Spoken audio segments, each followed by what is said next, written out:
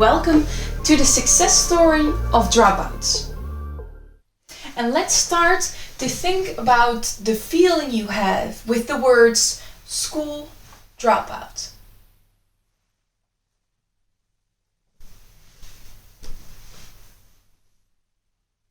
You can listen to the word dropout and feel a negative vibe because dropouts are people who didn't succeed in developing in a system that has been created for them, in this case a school system, more specifically the Dutch school system. But they are not able anymore to use the opportunities school provides for them.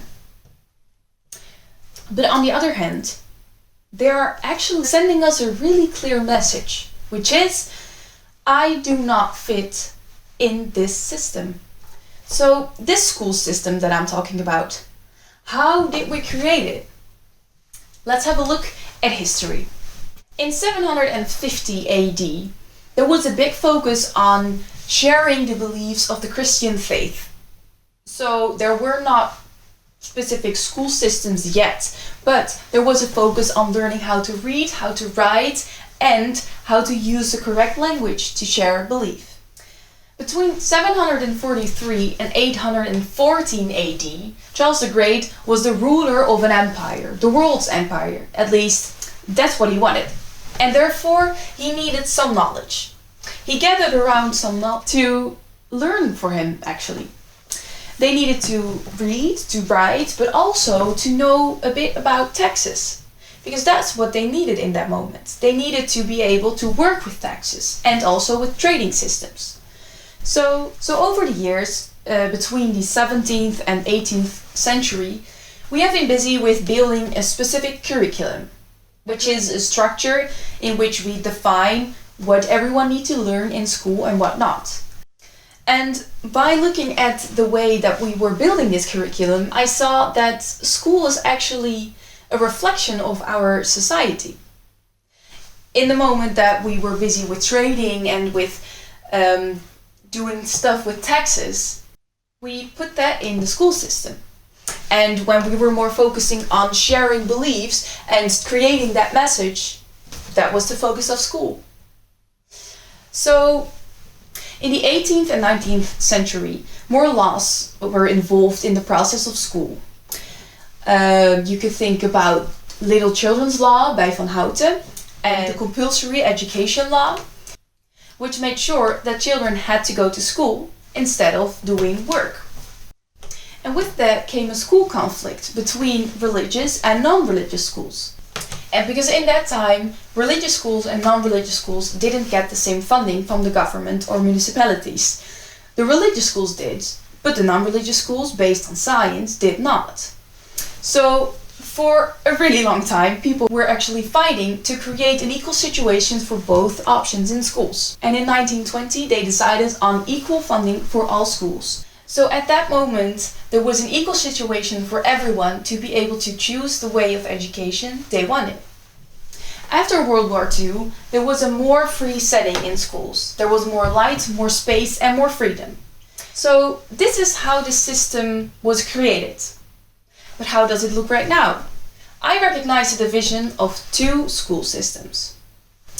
The first one is traditional education and the second one is alternative education. The traditional education is based on the curriculum we have been building over the years.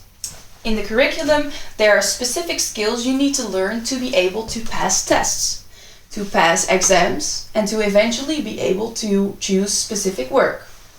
Alternative education is based on different visions on what they think you need as a child in your development. So an example of that is Jena-plan, who focuses on the skill of collaboration. Then you have democratic schools who focus on decision making and creating authority to be able to create ownership of your own process. And then you have Vrijnet, who focuses on creating social skills, but specifically to create social skills in the way that you see teacher and children in an equal way. So also right now we are developing in both systems, traditional and alternative.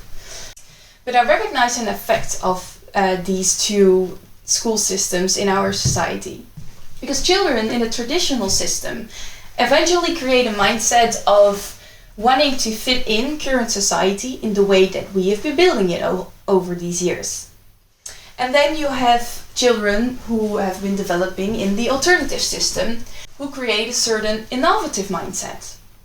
They want to use their inner drive to create change, to find the thing in life they want to do. And both groups are part of our wonderful society. But we need to make sure that we don't create a gap in the future between different ways of looking at how to live in society. So, to be able to look at the needs of current society, we have to be critical. We have to listen to the needs of our society. And where can we find these needs? Dropouts. Yeah. Because dropouts are actually telling us the things that are not working for them in the systems we have been creating. So if we listen to what was not good enough for them, what was not working for them, we can translate that into improving our systems to make it an inclusive school system, but also a system which is actually focusing on the best way of development. This way, we can create the best balance between freedom, structure, and we can offer possibilities children can choose between, so they can actually take ownership for their own personal development.